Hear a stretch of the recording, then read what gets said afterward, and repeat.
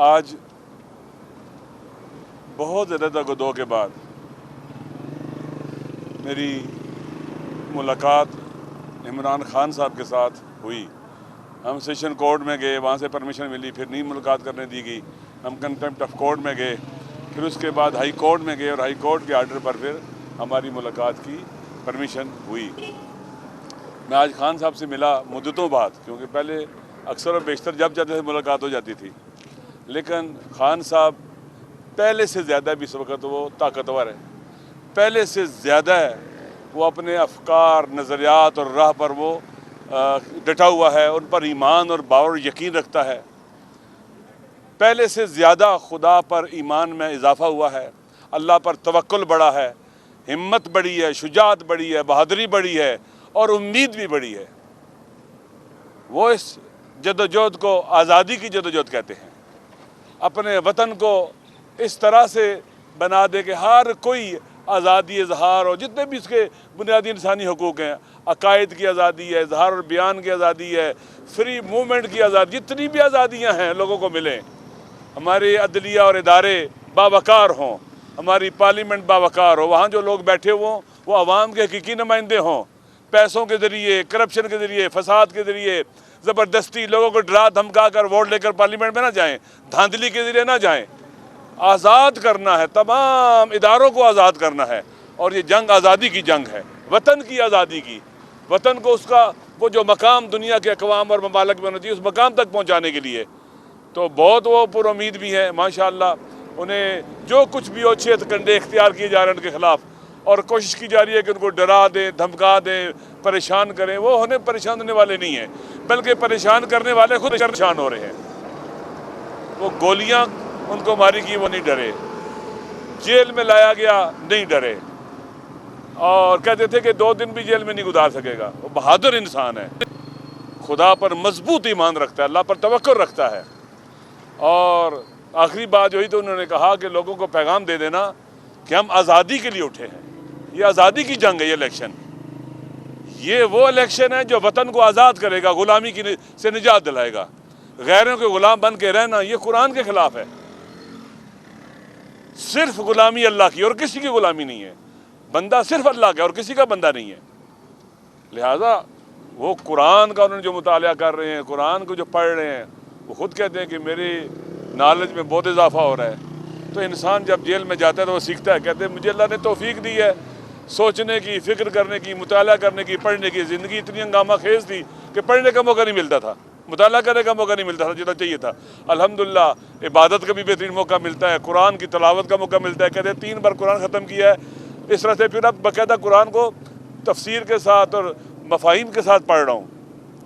تو یہ ایک انسان ہے جو جیل میں آنے کے بعد خوفزدہ نہیں ہوا، اس کے پلیٹلیٹس جو ہے نا وہ نیچے نہیں گئے ہیں، اور وہ بیمار بھی نہیں ہوا الحمدللہ جیل میں آنے کے بعد، وہ صحت مند ہے، الحمدللہ صحت مند ہے بظاہر، تو ڈٹے ہوئے ہیں۔ اور مجھے بھی خوشی ہوئی ہے کہ ہم جس کے ساتھ کھڑے ہیں اور ہم اکٹھے کھڑے ہیں جس جگہ کے اوپر، وہ شخص دلیر ہے، بہادر ہے، شجاع ہے، اپنے وطن کے ساتھ باوفا ہے، اپنی قوم اور ملت کے ساتھ بھی باوفا ہے۔ تو الحمدللہ ایسا شخص کبریت احمر ہوتا ہے، وہ پاکستان کے عوام کو ایک قوم بنانے کا سفر جو ہے جاری کیے ہوئے ہے۔ کہ آپ کو پتہ ہے کہ ہمیں ٹکڑوں میں بانٹا گیا ہے، ہمیں شیعہ سنی کی تفریق میں ڈالا گیا، علاقائیت، لسانیت، مہاجر، سندھی، بلوچ، پشتون، پنجابی، سرائکی ٹکڑوں میں بانٹ کے نفرتیں پیدا کی گئیں تاکہ ہم ایک قوم نہ بن سکیں، اور ہمیں ٹکڑوں میں بانٹ کر ہم پر پھر مسلط ہوا جائے۔ عوام کی جو سوشل پاور ہوتی ہے سوسائٹی کی، اس کو کچلا گیا ہے۔ اب قوم کھڑی ہے، گزشتہ آپ کو پتہ ہے کہ پچھلے سال اپریل سے ڈٹی ہوئی ہے، جتنا ظلم ہوتا ہے، جتنی زیادتی ہوتی ہے، جتنے اچھے ہتھکنڈے اختیار کی جاتے ہیں، اتنے ہی پاور کا مس یوز کرنے والے ننگے ہو رہے ہیں، اور اتنا ہی خان صاحب کی پاپولرٹی میں اضافہ ہو رہا ہے لوگوں کے اندر۔ وہ پارٹی سے بھی بالاتر ہے، لوگ اس سے محبت کرتے ہیں۔ اللہ نے بھی کہا ہے کہ جو لوگ اللہ پر ایمان لائے اور اعمال صالحہ انجام دیے، اللہ لوگوں کے دلوں میں ان کی مودت کو پیدا کر دیتا ہے، جو کہ ہمیں کسی کی غلامی قبول نہیں ہے۔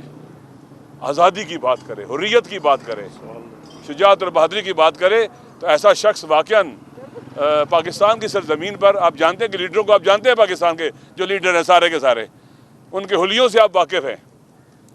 تو شکر خدا ہے کہ اپنی قوم اور ملت اس شخص کے پیچھے کھڑی ہو گئی ہے جو اس قابل ہے کہ اس پر اعتماد کیا جا سکے. الحمدللہ. خان صاحب کس سے آزادی چاہتے ہیں؟ کیا انہوں نے کوئی ذکر کیا؟ دیکھیں پاکستان کے اندر قانون کی حکمرانی ہے. ہر وہ فورس جو لاقانونی پھیلاتی ہے اس سے آزادی ہے. پاکستان کے اندر آئین کی حکمرانی چاہیے, قانون کی عملداری. آئین کو جنہوں نے جرگمال بنانے سے آزادی, عالمی قوتوں سے آزادی, ان کے ہمارے امور میں دخالت سے آزادی. ہم ان کے ساتھ لگ کے اپنے پاکستان کو تباہ و برباد کیا ہے. پہلے ٹوٹا ہے, اب باقی ماندہ پاکستان دیکھیں جنگ کی حالت پیش کر رہا ہے, تباہ و برباد ہے, معاشی طور پر, سیاسی طور پر بحران ہے, سیکیورٹی کے مشکلات اور مسائل ہیں جن کے ساتھ ہم کھڑے ہیں. ان سب سے آزاد ہوں تاکہ پاکستان کے عوام طے کریں کہ ہم نے کس طرف جانا ہے.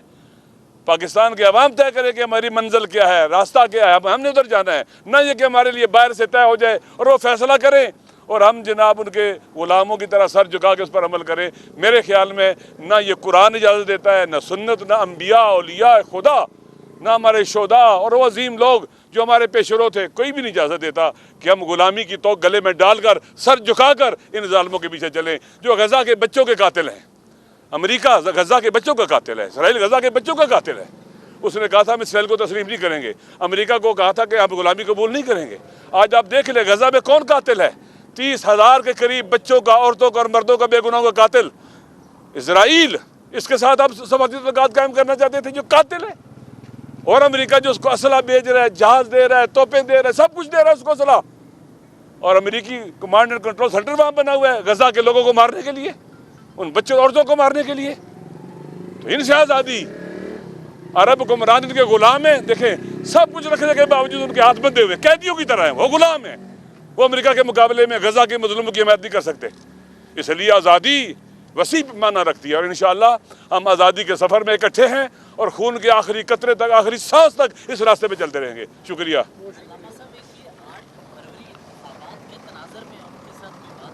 دیکھیں کہا یہ انتخاب آزادی کے لیے, یہ انتخاب آزادی کی جدوجہد کا حصہ ہے.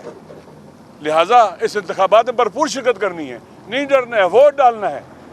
یہ مرحلہ ہے ان لوگوں کو مایوس کرنے کا جو مایوس کرنا چاہتے تھے عوام کو کہ خان کے اوپر پابندیاں لگا دی گئی ہیں, جیل ڈال دیا گیا ہے, بلہ چلا گیا ہے, فلاں چلا گیا ہے, تاکہ لوگ مایوس ہوں اور ووٹ نہ ڈالیں. نہیں, نکلنا ہے, مایوس کرنے والوں کو مایوس کرنا ہے.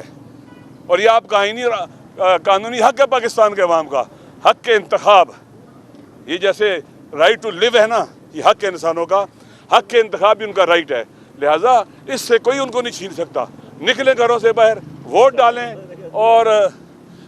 اور ظلم کی دیواروں کو دھکا اور دیں. انشاءاللہ یہ دیوار گرنے والی ہے.